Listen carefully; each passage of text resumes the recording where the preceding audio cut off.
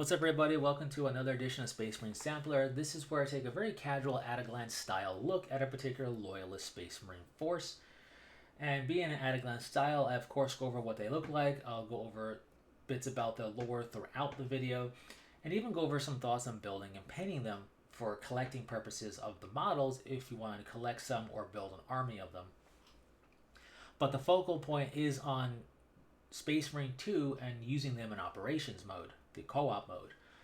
You know, what ornaments to consider using, what class would I use specifically, and so on. Things of that nature. And just have some fun discussing it. So for this episode, if you will, I want to discuss a chapter that is fully in the game. You know, the Raptors that I went over last episode, if you want to call it that, had two schemes. Had their original scheme of that blue and yellow, and then they have the scheme that we know of now in that very olive drab green. And it's that modern olive drab green scheme that is in the game. But I showcase and discuss a little bit, you know, there are other color schemes you want to represent that.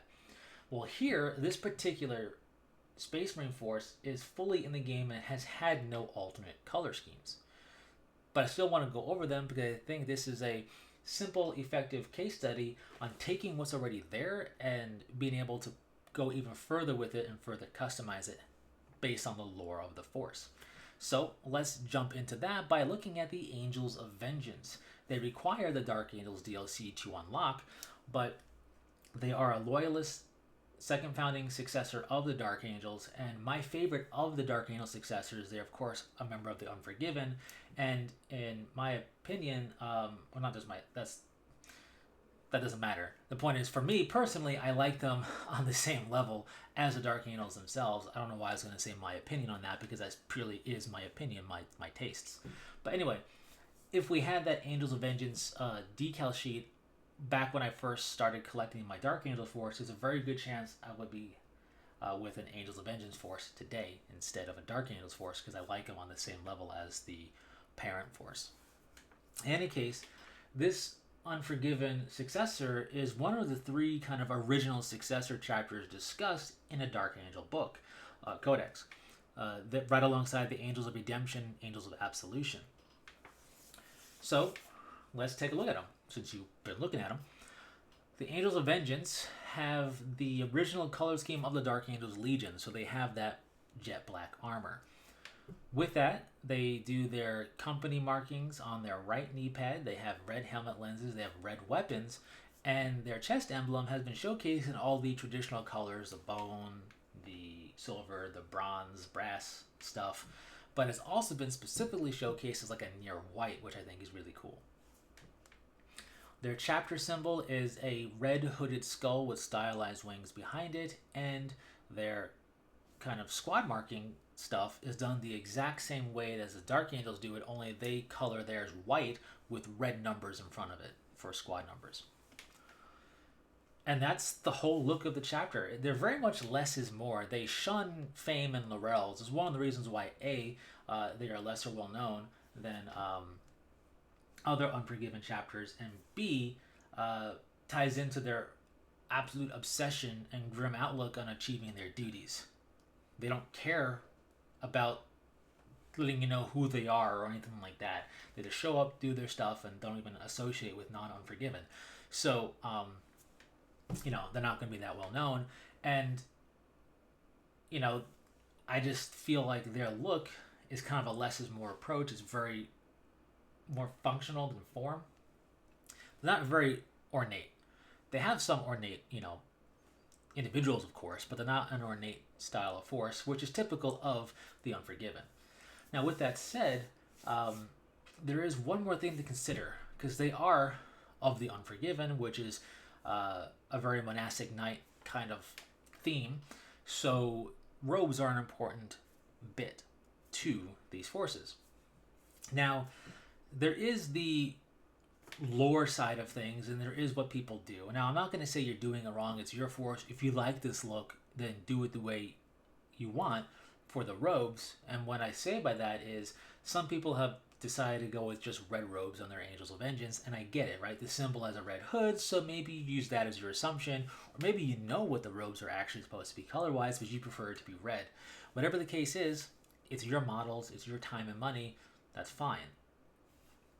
But I really like what has been described in the Dark Angel Second Edition Codex on GW's own website during the 4th and the 5th edition days, and then in a later edition of this Dark Angels Codex, which is the fact that the Angels of Vengeance have black armor with black robes. I really like that black on black approach because it's two different materials, right? Hard armor, cloth like robes, if you will.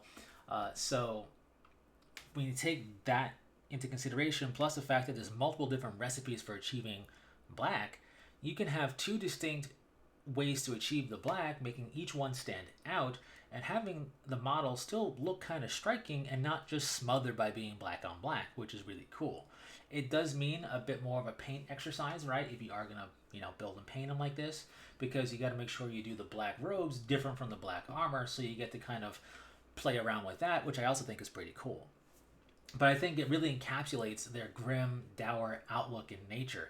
This is a chapter that has been brought to the brink of extinction multiple times by their own choosing because they absolutely positively will not retreat. Where other forces, even other Unforgiven, who are known for being stubborn, will go, you know what, let's fall back and then redeploy and hit them hard somewhere else. The Angel of Vengeance would be like, not doing it, we're going to win here.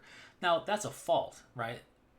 Admittedly, it's really interesting and cool, and I like just how absolutely stubborn and how much they refuse to give up ground, but they are completely obsessed and determined and driven to a fault. But you gotta kind of respect that because it's happened multiple times where they've had to spend literal decades of time rebuilding their chapter, but it's happened multiple times and they're still here to showcase that capability. So they definitely have some ability for sure.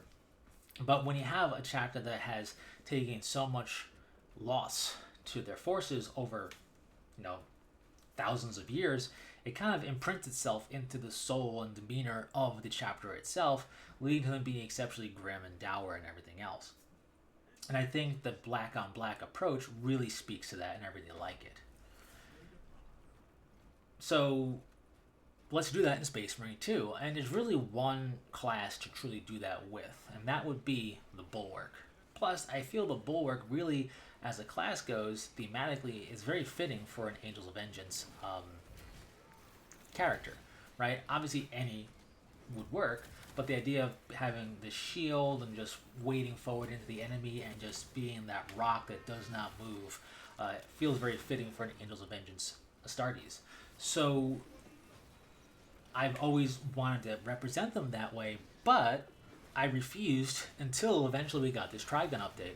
Once I heard we were getting the update, or once I heard that the Trigun update would allow us to customize the robe colors for the Bulwark, I knew that it was the Angel of Vengeance time to shine, which is saying something because I really like the Dark Angels champion for the Bulwark. It looks really cool. But if you don't want to use that, and you still want to represent an Unforgiven, I present to you the Angels of Vengeance, because now we can change the robe color to black, amongst other colors, but for this purposes to black, and it really makes a very striking Astartes with the black on the black there. Now, what you need to do, of course, is unlock the Angels of Vengeance, so you need to have the Dark Angels DLC. Once you do that, provided you're going to do the Bulwark thing, I recommend, since you have to save that as a custom scheme for yourself. Then you can go in and further customize it. And what I did was very simple. I just went in and I changed the chest emblem accent color to be like a near white. And then I went ahead and I changed the robes to be black. And that's it in terms of coloration. For the armor set, I chose the Dark Angel's robed helmet, and I'll come back to that in a moment. Or hooded helmet, I should say, not robed. Clearly, it's a hood, but it works in conjunction with the rest of the Bulwark's look to look like a robed Astartes. So the hooded helmet of the Dark Angels ornament on it. I went with the much more robed body of the Bulwark, and then I went with the studded shoulder pads for the right shoulder pad, and then on the left shoulder pad, I went with one basic enough so we could see the Angels of Vengeance chapter symbol, because I felt that was important. And then I made use of, because I used sword and plasma pistol as a Bulwark pretty much exclusively, I made use of the Dark Angels bits for that or ornaments for that as well in the game. And I want to bring this back to collecting an army of them, because in this example, the helmet, while hooded, has a Dark Angel symbol on its forehead, and of course the plasma pistol and the sword are very Dark Angel visually. And that's okay for me. My personal headcanon of this, and the way I kind of look at it, is that the Unforgiven are a very close-knit force. If you don't know that much about them, the Unforgiven is what is a term used to represent, or used to describe, I should say, or just categorize the Dark Angels chapter and all of their successors, basically. And they are collectively known together as the Unforgiven.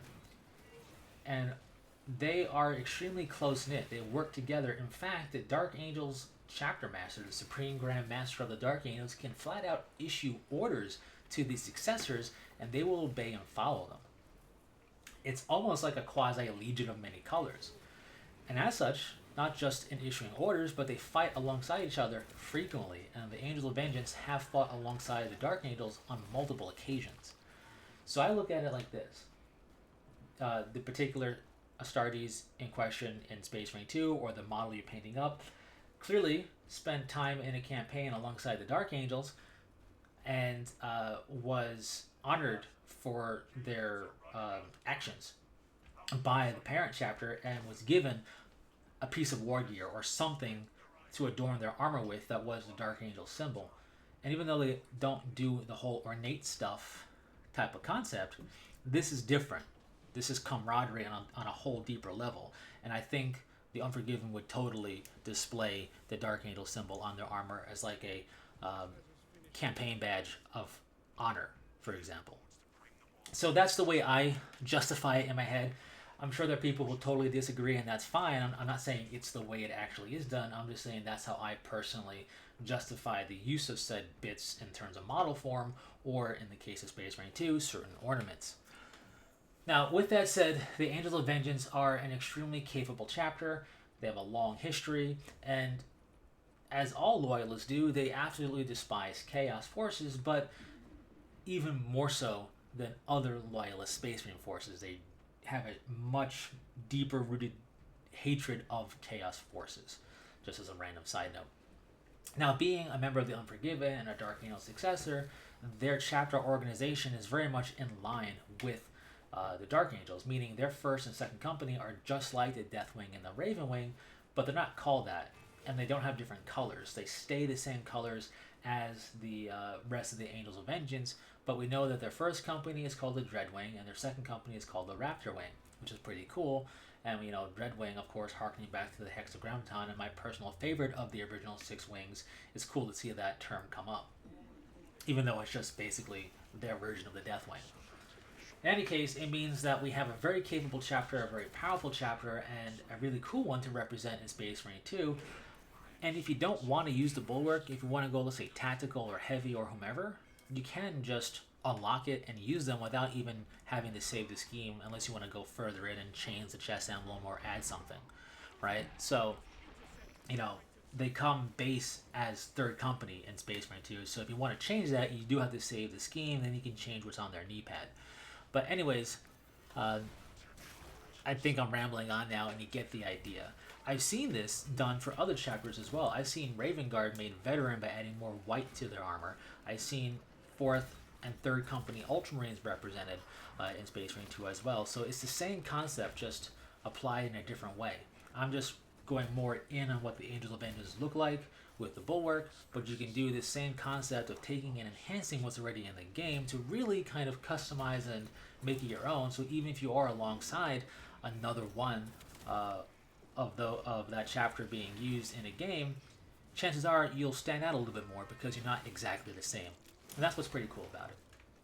So anyways, that's all I got to say on that. Thanks so much for tuning in and stopping by. Of course, share your thoughts. And until next time, take care.